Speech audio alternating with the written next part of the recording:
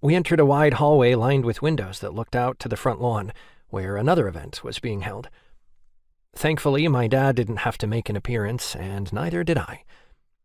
Instead, we were headed to dinner, which was perfect timing for how my stomach rumbled and grumbled. My day still wasn't over, though. My dad had me set up to meet my new bodyguard after dinner. Once that was done, I could get back to my room and continue my adventures with the Stormbringers. We reached the dining room, where our father sat, discussing something in hushed tones as we entered. Cassius and I weren't the only ones who considered ourselves best friends in the family. My father and his were also extremely close, having grown up together. That relationship only strengthened when Joshua became the Secretary of Transportation, working closely together during their times here at the White House. My mother sat at the table, also deeply invested in the conversation. My dad looked up and waved me over.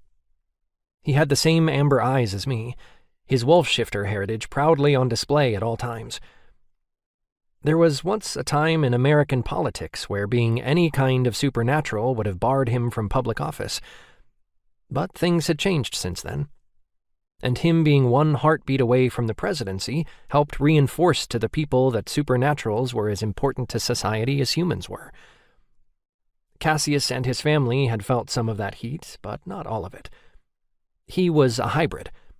His father was a wolf-shifter, while his mother had been a human.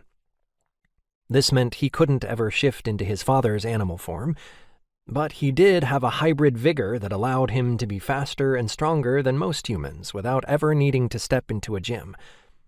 "Tired, Blake?" my dad asked as I pulled out the heavy chair.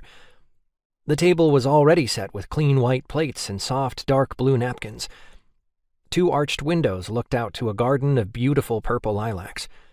Fresh baked bread was stacked in a basket at the center of the table, the sweet scent making my mouth water.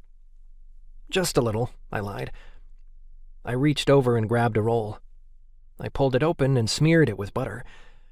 It took a lot of self-restraint to not just inhale the buttery bread in one single breath.